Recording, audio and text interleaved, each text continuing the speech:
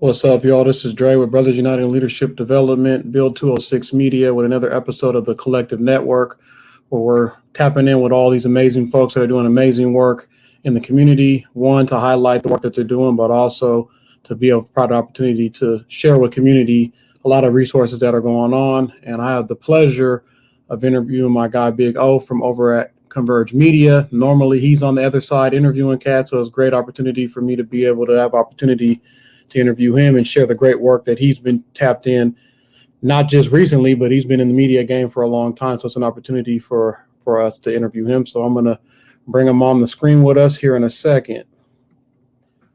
Hey, good? How's it going, bro? It's going, man. I'm doing good. I want to say thank you for this opportunity. You know what I'm saying? It's always much love for Build, everything that Build is doing. And man, I just want to acknowledge the fact that you're being very intentional and getting information out to the community. And you know what I'm saying? It's a real pleasure to be here. I appreciate your time. Like I said in the intro, it's an opportunity for you to be on the other side of the table and answer some questions. I know you used to be in it, conducting interviews, but I'm grateful for your time. I'm grateful for the work that you and your team are doing over at Converge Media. Giving that real black-led, black voice, pressing all the buttons that need to be pressed to make sure that we get the resources and controlling the narrative as well. Because if we let other people control our narrative, it's going to be all bad like it has been. So I appreciate the amazing work that you've been doing. So, well, let's jump on in. Why don't you tell folks a little bit about yourself? I know a lot of folks may know what you're doing Converge, but you could share that. But just in general, like this, a little bit of history, anything you want to share about yourself. Yeah, so a few things. I'm from the Central District of Seattle. Grew up on 29th and Jackson. Went to James A. Garfield High School. Really got started, I guess you would say, in media. At Garfield. I was a writer for the Garfield Messenger, and then I did college radio, WRVS 89.9 ECSU. Went to historically Black College University down Elizabeth City State University in Elizabeth City, North Carolina. From there, lucked up and got on with And One and the Basketball Network, just right when they launched the Basketball Network when I got out of college, and then also worked with the College Network after that, and then quite a few record labels in New York. But a big career shift in 2004. I went on a vacation to Tanzania and fell in love, man, with the continent, and really for almost 15, 16 years, worked across the continent of Africa and across the Middle East, launching TV and radio stations, streaming platforms, and things like that. Lived in Tanzania for quite a few years, lived in Dubai for 4 years, and really wanted to come back home to Seattle, to our community, and take these skills that I've gained throughout my career, as well as relationships, and be intentional in our community and figuring out the best ways to uplift our voices, tell our stories, and inform our people. That's dope. But as I do these interviews, I learn more and more about folks. So I didn't know you were tapped in on the And One, so that's super dope. And just with the And One mixtapes and also the movie Ball Above All. And I'll just throw this in here. It was the best of all these years. It was the best job I ever had because I was like 22 years old, something like that. They gave me an American Express card, a camera, and a mic, and told me go across America and get basketball stories. And it was an amazing experience for a few years. That's dope. So yeah, and then being able to live in Africa, I know that was an amazing experience too. So that's filthy. So you kind of dabbed into it a little bit, but I want to ask you a specific question. It's about the work that you are doing and have done in community. You shared a little bit about it, but I want you to dive in a little deeper on, kind of what's driving you and the work that you're doing, so folks that don't know can know.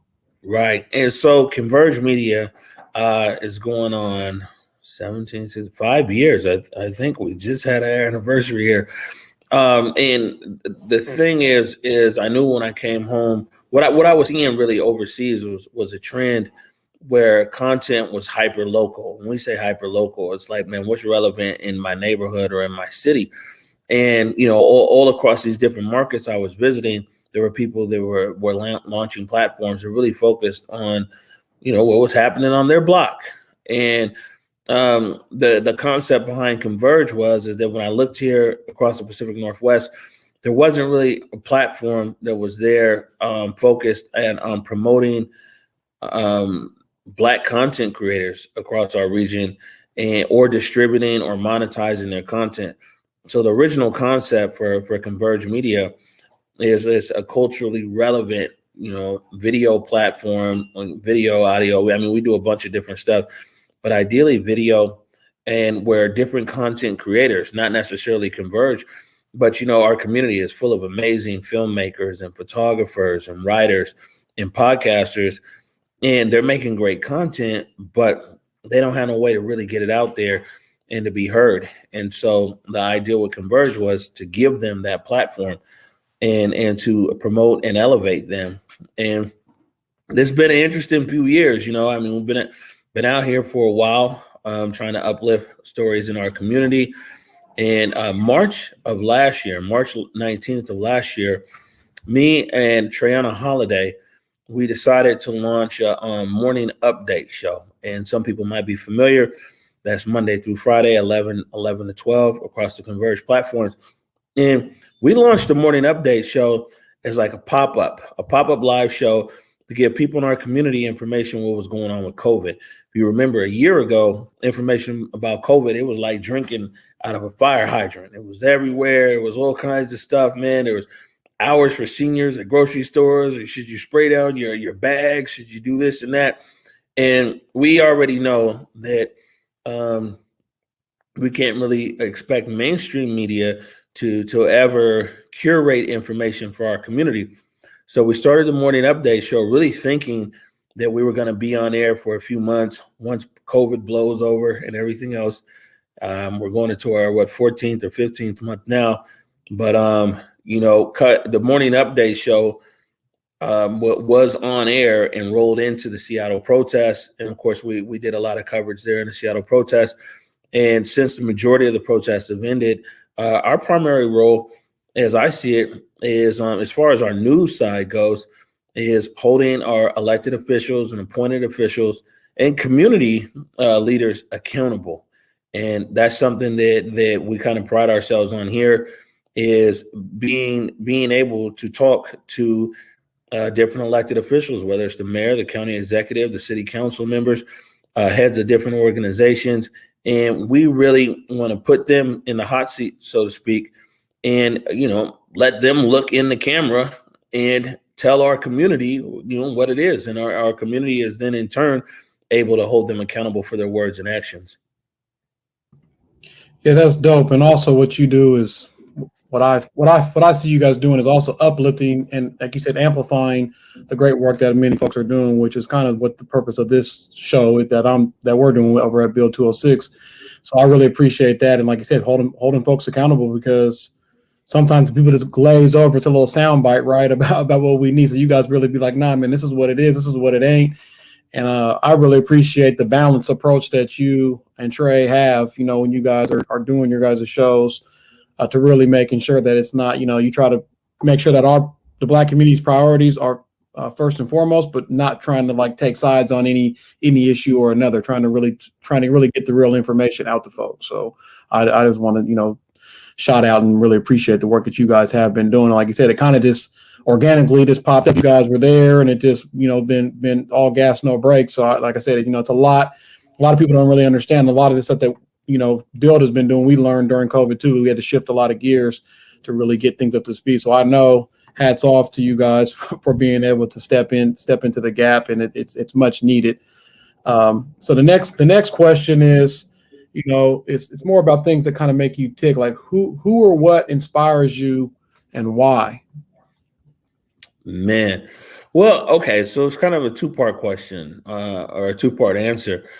My dad opened one of the first photography portrait studios here in the Seattle area almost 50 years ago. And, I remember being a small kid, being in the dark room when he was developing photos, you know what I'm saying? And my mom, a lot of people might know her, Reverend Walden. She's definitely a community activist, founder of Mothers for Police Accountability. But she's as well. She's in her mid-70s. She does a radio show every week on KKNW. So it's like I tell people that it's like media is not on me. It's literally in me, and I still be trying to keep up with my parents, man. You know what I'm saying? I mean, when you talk about a big inspiration, they set a high bar as far as communication and as far as work ethic and follow through and everything else. I think what inspires me, and it takes a lot of inspiration. We went through a lot this last year at Converge. I mean, we personally here, like, we suffered a lot of police violence, a lot of, all kinds of stuff. Death threats, everything, and it takes inspiration to really push through. And I think one of the biggest things is that when we went on air with the morning update show, I remember that day. It was like, man, all we want to do is make our parents proud, our big mama and them, aunts and uncles, our community. You know what I'm saying? Like, the rest of the city, although we have a much larger platform here across Seattle, really across the region, man, we've always been focused on our people. You know what I'm saying? And that's Black people in the Seattle metro area. And the most inspiring thing, to be honest with you, is when we hit the block, whether it's the CD, whether it's the South End, whether it's in South King County, and we get people young and old, who are just like, man, keep it up. Because a lot of days, man, it's hectic. You feel like throwing in the towel. And so I would say that our community and the feedback that the community gives, and, I really feel that we've been able to earn our community's respect. That's the most inspiring thing for sure. That's dope. And shout out to the elders. I know your mom's been in the town putting in work for generations, for seasons. So shout out to them. Your dad too, and even your brother's active. Like, when I first met you, I did an interview at Africa Town when you was doing it in Africa Town, and I heard your voice, and I was like, man, this cat sounds like Shikundi, but I don't want to be like, oh man, So when you gave me your card, I was like, man, this is Shikundi's, bros. What's up with it? And that's when I first saw the Converge Media, before before it really went to where everybody knew. Like you said, it's been already going. You already been on this. It's not something new to you. This is in you, not on you. You know what I mean? So, but you kind of started talking about, what happened over the past year personally at Converge, personally to you personally. But that really dovetails into the next question. And it's like, and you could take it wherever you want to take it, because there's been hella stuff going on, but it's like, what do you think about everything that's been going on over the past year? Like you said, there's been this crazy ass national election cycle. There's local politics is crazy, BLM, everything that's going on with the movement, COVID, like this. You could take it wherever you want to take it. All right. Well, in that case, then I'll take it here to locally, or more of a local focus here in Seattle. And I would say that, first of all, the two big stories that impacted us as far as our programming, I'll start with COVID. Seattle, just like a lot of other cities, but not necessarily to the magnitude, based upon the Black population in Seattle and based upon just better access to medicine and testing and vaccines and hospitals.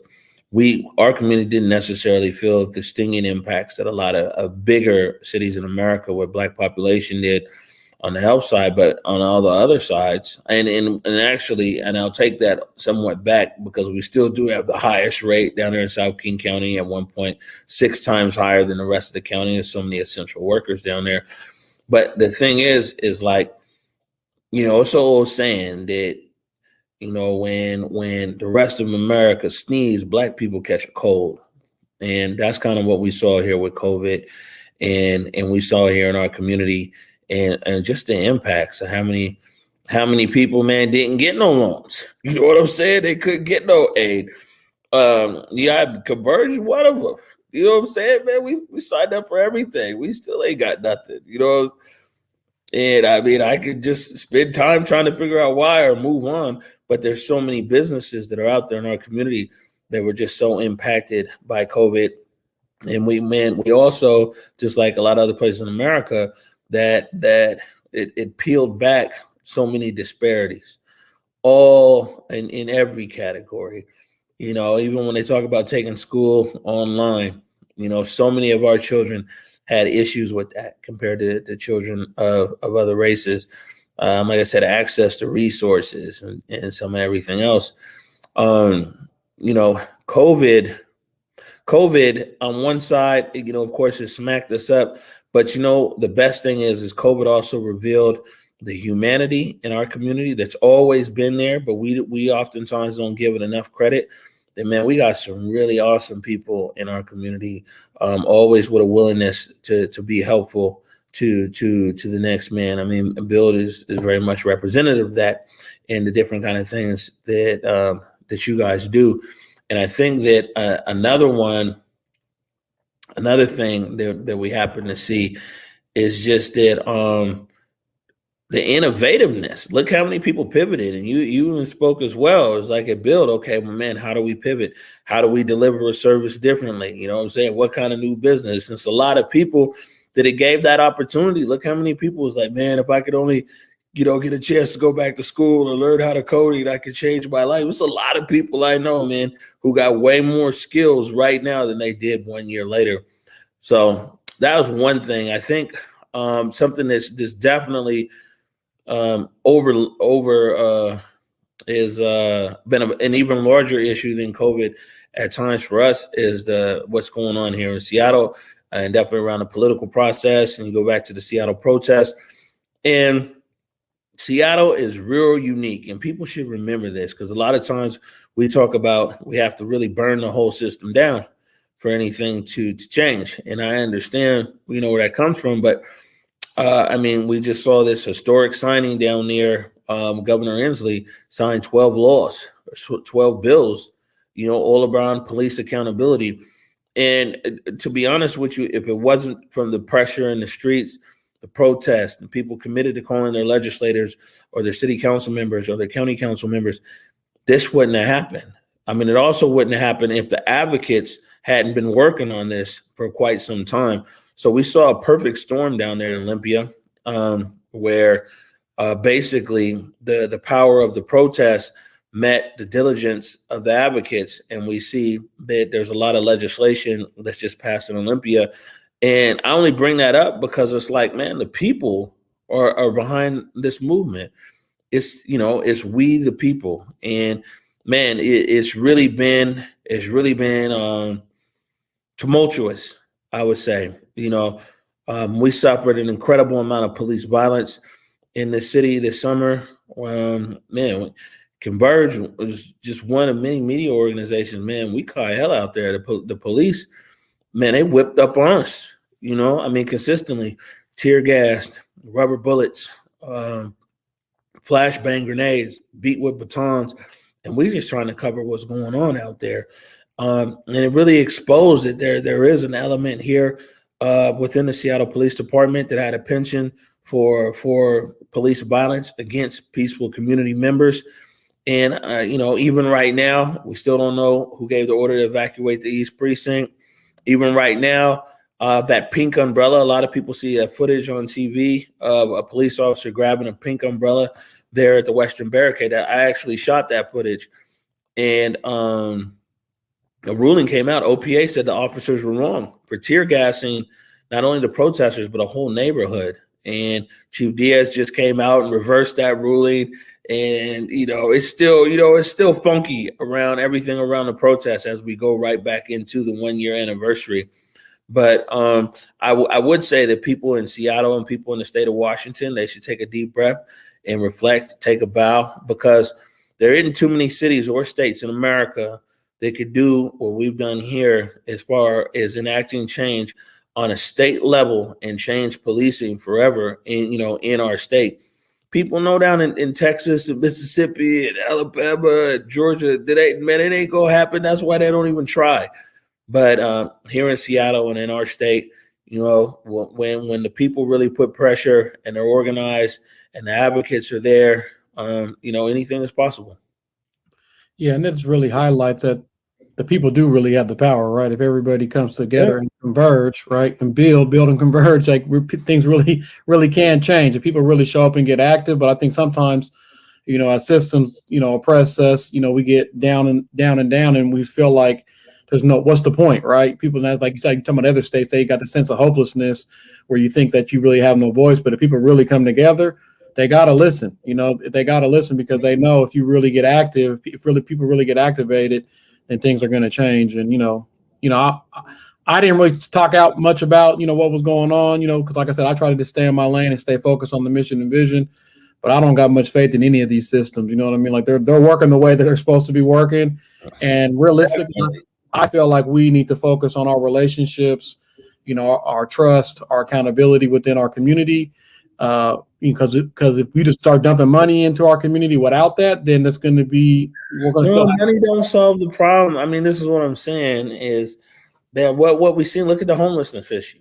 So much money has been spent here in homeless, and the problem gets even worse because a lot of the systemic issues that drive homelessness haven't been addressed. And it's the same thing in our community. If you're like, oh, we got money for this, that, but the systemic issues that cause things to malfunction, not work right, or however, if those are never addressed, then people give some money and then they're like, well, we gave the black folks some money. We did our part. You see what I'm saying? And oftentimes, our eyes get big around the money signs. And, one of the questions I always ask down there at City Hall is always like, money's fine.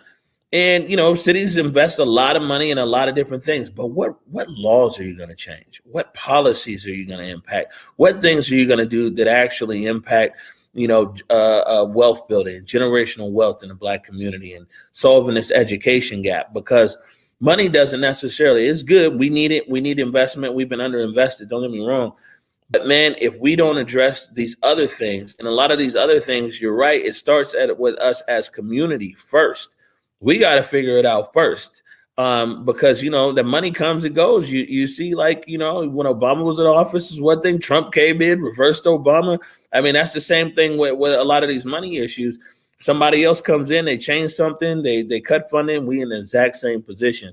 So getting to the root of the issue, I agree with you, Dre.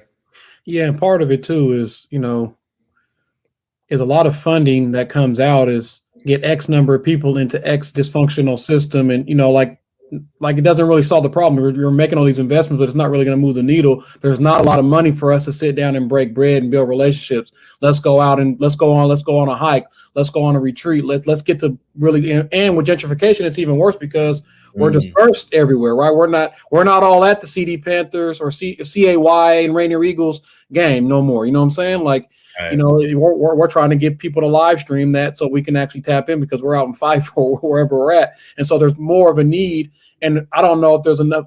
We really been pushing this from the build side and other community organizations that I'm tapped in. Like, we need resources to actually just slow down, let capitalism go on a pause for a minute and spend time with each other, break bread and build relationships, because that's the foundation. We feel like that's the foundation. And then if we got the foundation, now you can give us the resource, because now we got the respect and the trust and all that together. Because if you just dump money in and you don't got the trust and respect, then we're looking at each other like where's. I think you bring up an interesting point. This is one of the things that we're facing right here in our city, is that money has been injected in or hopefully it's in the process here. And, there might not necessarily be all the links in community. And you see what I'm saying? And oftentimes this is what happens is that, I mean, the amount of money, no matter what, whether it's 30 million or 100 million, whatever, that's minuscule compared to the actual need and to what's owed. But, I think that, man, we would all benefit more from community building without an agenda. And then, you know what I'm saying? That the agenda is let's build in community. And with that, we would find that collectively, I think that we as Black people across Seattle and King County would be much more of a powerful force, for good and everything else. And I mean, without that, oftentimes we end up with a divide and conquer kind of strategy, and people feel left out and slighted and some everything else. Yeah, I call it institutional gangbanging. It's just the streets at a different level, man. That's all it is. It's just cats is banging at a different level, man. It's the same behavior, same negative behavior, but that's because, like I said, that's the game that they set up for us to play, and it's like we got to choose to be like, we're not playing that. And like you said, the people have the power, and if we come and say this is what we want resources for, this is what we need it for, then they're going to shift gears, right? So I'm with it. So the next question is one that I've been asking everybody, because a lot of times, especially people that are like out of a heart of service, right? We're always filling other people up. And I know I tapped in with you at an event after the situation happened on the freeway that you recorded. And it was really like, man, how are you doing? You know what I'm saying? What are you doing to take care of yourself? And you said other people were tapping in with you to make sure. I think you talked about Donita after she lost her son. She tapped you and was like, hey, man, make sure that you're taking care of yourself, which is real. And so, with that, this is the question that we're asking folks is what have you done during this time? Because there's been a lot going on. You just spoke about traumatic stuff that you went through, just being out there, covering stuff. Like, what have you done during this time to really like take care of yourself? Man, unfortunately, nothing. I'll be real and honest with you and your viewers. And that's not something that I recommend, but it's just that, I mean, we stayed on this story. We said we were going to stay on this story to the end. And, that signing there in Olympia with Inslee and these bills, and then the 1-year anniversary of Seattle protests and CHOP very well might be able to finally wind down. But, when when George Floyd was murdered, and the Seattle protests rolled around, I had like two options. I could be in the streets as a protester, or, I could put on my journalist hat and be able to try to tell this story as fair as possible. Now, the thing is, if I would have went out there as a protester, probably would have been able to process a lot of these emotions and everything else, you know what I'm saying, in real time. The absolute anger at this crime against humanity, this slow motion murder, 9 minutes and 29 seconds. But, I'm putting on a professional hat as a journalist. I had to tuck a lot of my personal feelings and emotions down deep, because you just can't do both.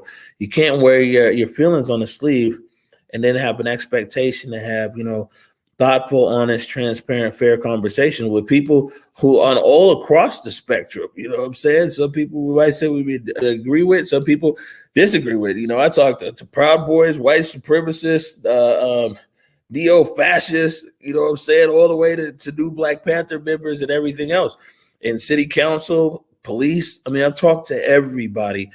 And man, I've had to really just tuck it away. And unfortunately, man, I was either right there or just feet away from 3 murders up there last summer. Of course, Lorenzo Anderson Jr., Antonio Mays Jr., and there on I-5, where you talked about right there, where Summer Taylor was killed and Diaz Love injured. So we saw a lot of stuff well beyond even just the police violence, man. It was funky. And it was a challenge to be like, you know what? Let me put all this emotion in this box. And people would be like, man, you know what? You need to go talk to somebody and you need to go whatever. And which I'm not downplaying, and that's very important. But the thing is that as somebody who's never really talked to somebody and not knowing what that outcome might be, you know what I'm saying? And knowing that, I got to keep this emotional, like steel trap in order to go every day beyond the news and everything else. I've deferred personal care, and I don't recommend that. And, anybody else wouldn't even get this answer out of me, to be honest with you, Dre. It'd probably be a short answer like, oh, I try to read a book and meditate or whatever. But, I know what's important about your platform is just real honest conversation. And, it's times, bro, especially like, man, it's times where it's just the emotion is just overwhelming because, what we've seen, we've done. And then also this added pressure now that's on my shoulders. It would even be different if we covered the protest and went home. But, I got to add a responsibility. Like, I get on the morning show. I call the mayor out and be like, yeah, blah, blah, blah, blah. You need to come on my show. The mayor be there, though. It's like 6 o'clock. You know what I'm saying? Call, Councilmember Morales. I'm like, what's up with the bread? And, here's Councilmember Morales on the show. But with that comes a lot of weight and responsibility because I know, you know what I'm saying? I'm representing our community and our people and everything else. So God willing, maybe in the next 2 months, I'll really be able, because when I do take that time for myself, I really want to take that time for myself and really be able to talk about a lot of the experiences that I had that weigh heavy on my heart. It's funny because you mentioned Donita, and it's crazy because, Donita's son was murdered up there, Lorenzo Anderson Jr., and it's been quite a few times where I've been covering something and Donita calls me and she says, are you okay? And I'm always, I'm in a real emotional state when she calls because I'm always thinking like, you just lost your son. Right. And you call him and she called me I need to be up early. She called me early in the morning. Like, man, are you okay? Which is really dope. And I would just say this is I'm no expert on this kind of stuff, but just checking on your people and just being like, are you okay? Don't have no expectation for no crazy answer. And most likely somebody's going to be like, yeah, I'm good or whatever. And you can leave it at that. But, Donita calling me and just being like, are you okay? Clearly it's so impactful to me that I mention it to you right now. And I would just tell people, man, check on your people. You ain't got to be no expert on anything, but man, see how they doing. Right. And I appreciate your honesty and candor. And being real, because that's what, that's why I asked that question, because I know a lot of us, matter of fact, a few months ago, I got really sick. I took some time off work, work had me a little stressed out. Then when I was about to head back, I got really sick and lost like 35 pounds, like boom, like, like people saw me like, you on that stuff, man? It's like, nah, man, I'm stressed out. You know what I'm saying? And so with that, I really started doing like these daily walks. And I know your brother, me and him be chopping it up, like he's on the health kick, you know what I'm saying? So, I got my little daily health tracking. I'm gonna text it to you when we get off the phone. Please do. But also, let's link up, man. Go on a walk and talk, man. You know what I'm saying? That's the real work, in my opinion. Especially as Black men, like we've been taught not only in these type of situations, we always got to hide our emotions and just be cool, calm, and collect.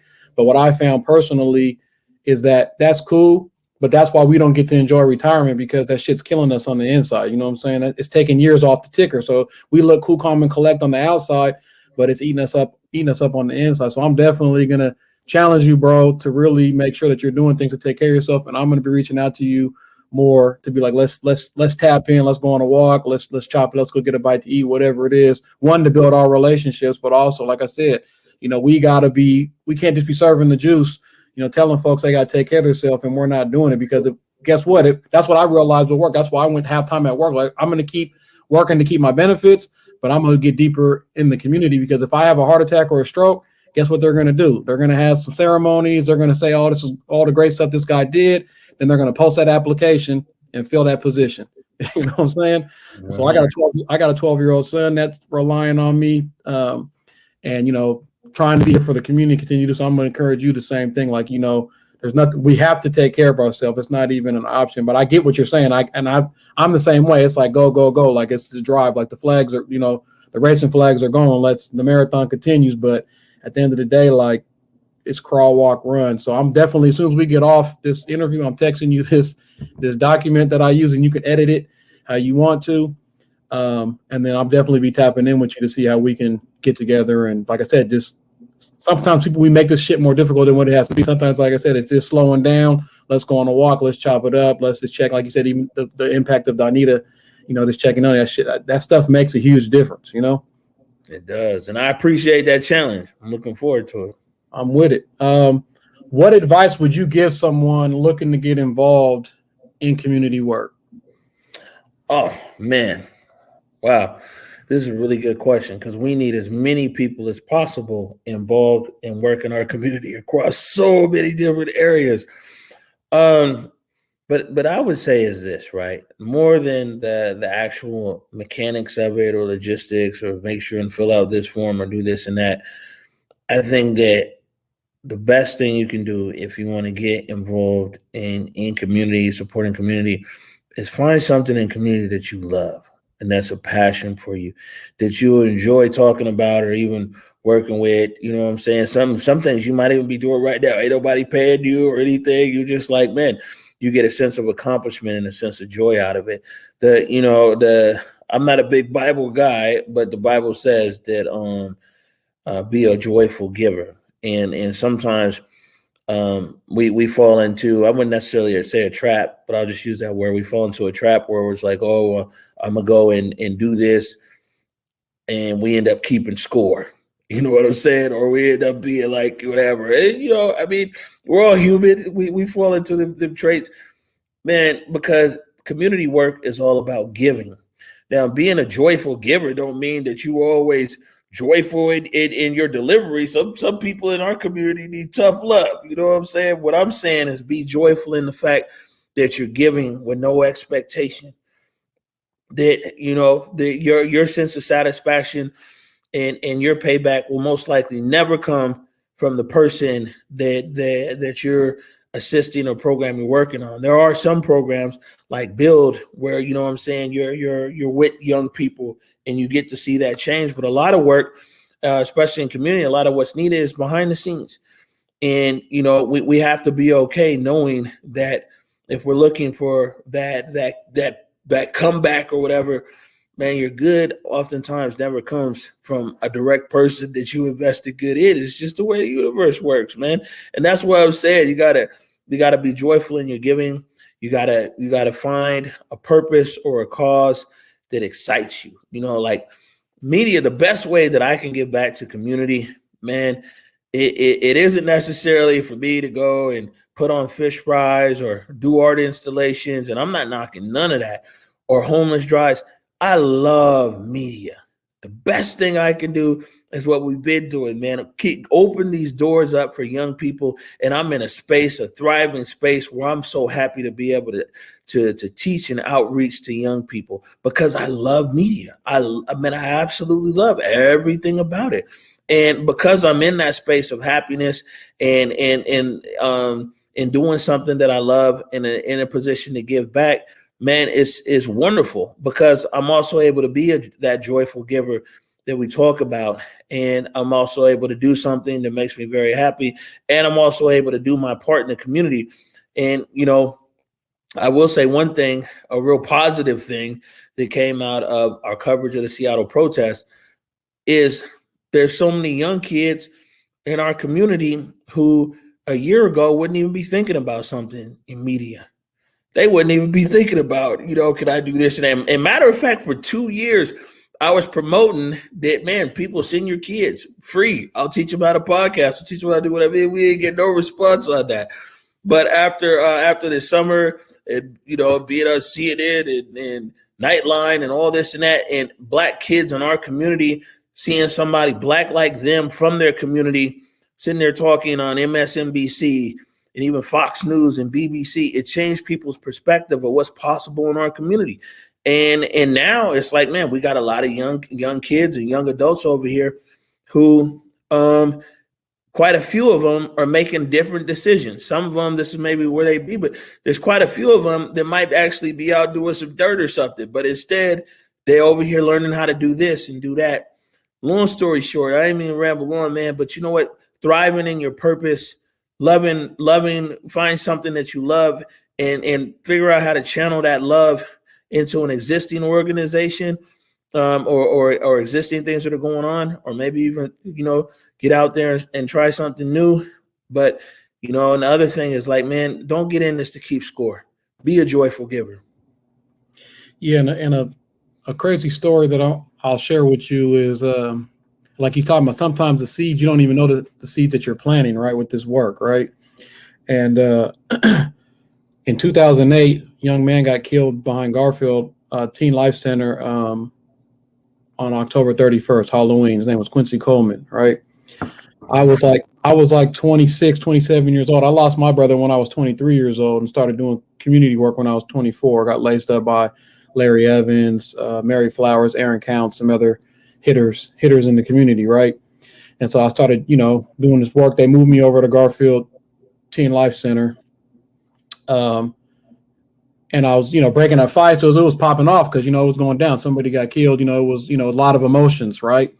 And so this young lady had gotten into a fight. I broke, like her mom jumped out the truck. Like it was going, like it was really active. I had to like get on her mom, like, hey man, what do your daughter, what example you setting for your daughter and this and that? And, I said these words to this young lady. I didn't even remember I said these words. But I said, the hood is going to be here, but you're not if you continue moving the way that you're moving. So I was there from October 8th to November 8th because I ended up getting in some trouble on election night. The night Obama got elected, I got in some trouble and got wrongfully convicted in June of 2009. Luckily, all that stuff has been overturned by the Supreme Court. Luckily, I had the resources to navigate that process. But I was only there for a week, basically. You know what I'm saying? This girl just hit me up on Facebook, and I didn't realize. I was like, where do I know you from? And she explained that story, how that impacted her and changed the trajectory of her life. Just that short amount of time, me being there. And she was like, when I left, like all the kids that were out there were looking for me, like what was going on and this and that. And so she's like, it's dope to see that you're still tapped in community. I was like 26. I'm about to be 40, in June. Good, brother. That's a huge milestone, right?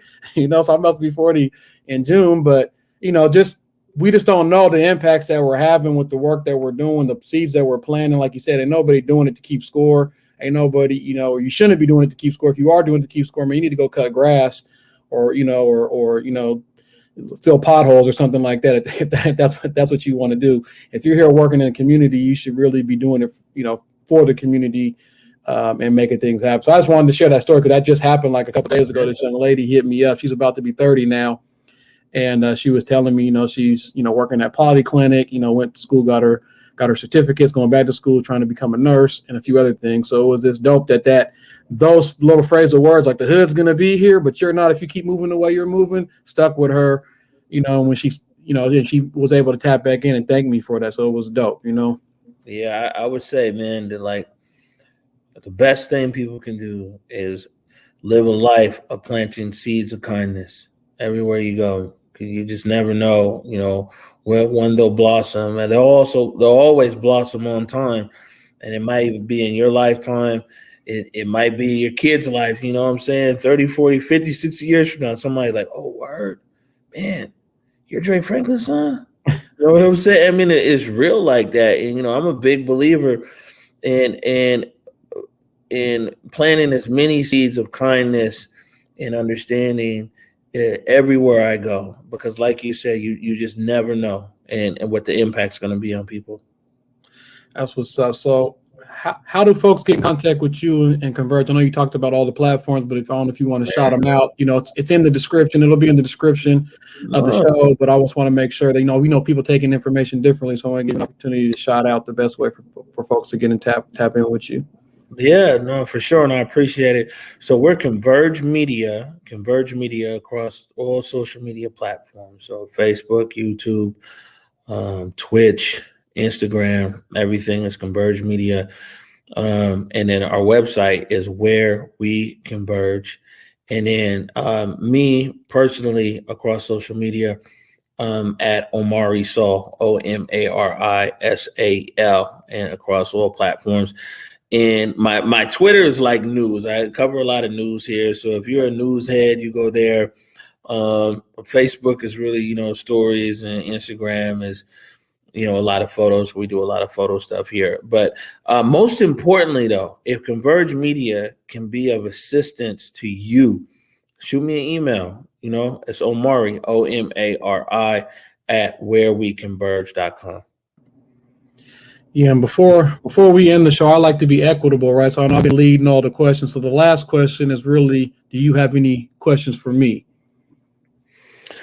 Yeah. I do have a question for you. Well, I got a comment and a question. My comment is, brother, I'm glad that COVID is winding down. The last time I saw you, you had a 2-foot afro. and today you look crispy. So there's my comment. Salute. You're looking good over there, bro.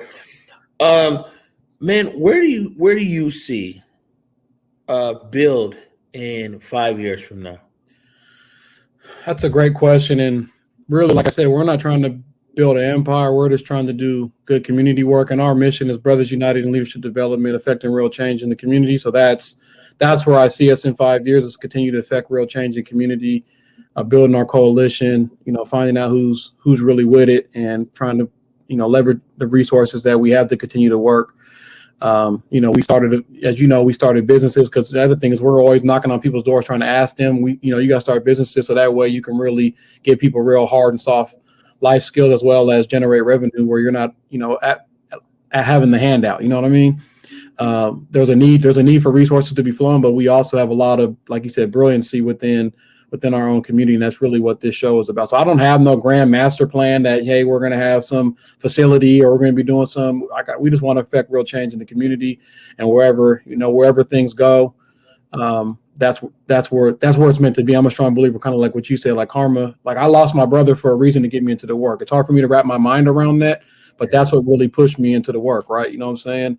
And I mean, you saw the emotions I shared when we had Stefan's mom on the show, stuff like that. Like, this stuff is really who I am, and I wouldn't have an opportunity to reach that young man and his family if I didn't lose my brother. So so like all this stuff all happens for a reason. Me tapping in with you, other folks, I really am a strong believer that things happen for a reason, and try not to let the hype of what's going on change the trajectory or the mission and vision, right? So like, really, I just hopefully that we continue to grow and build in the community.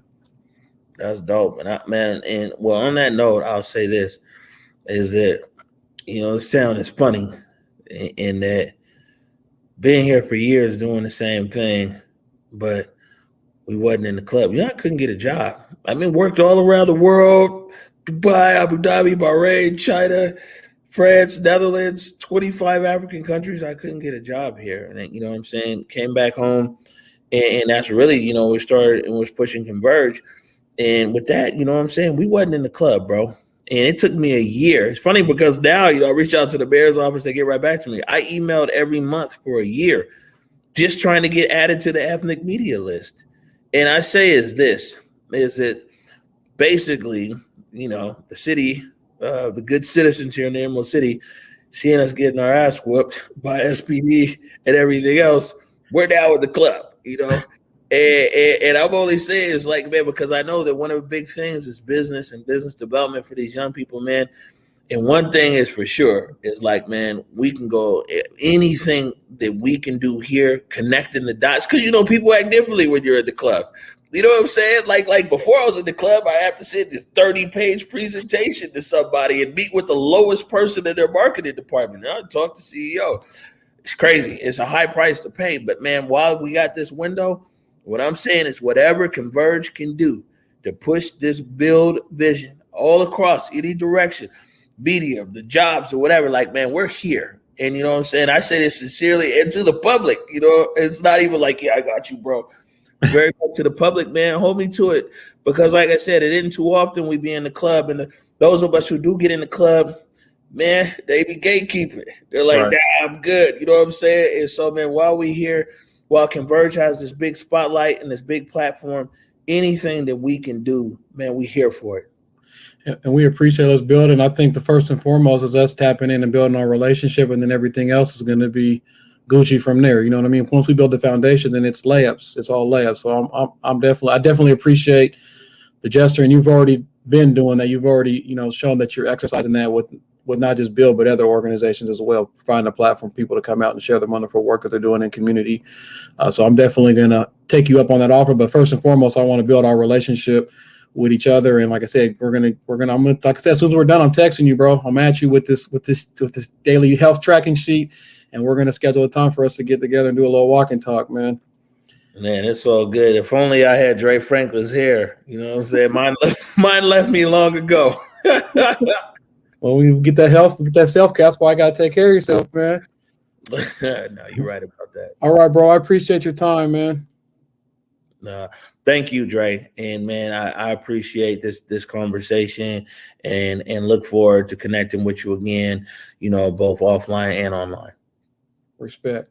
All right, bro. Peace. As you can see, Big O doing amazing things. I'm glad he was able to, pour into some of the stuff that he was struggling with around self-care, because that, like, as Black men, as Black folks in general, especially people that are serving the community, a lot of times we're always pouring other people's cup up but not making sure we're taking the time. So I'm definitely going to tap in with my bro, but he's doing amazing work over at Converge. Make sure you guys hit him up, check him out, like, comment, and share. Share the stream, as Big O would say. Make sure y'all tap in. One love, Build 206 Media, Brothers United Leadership Development. Until next time, peace.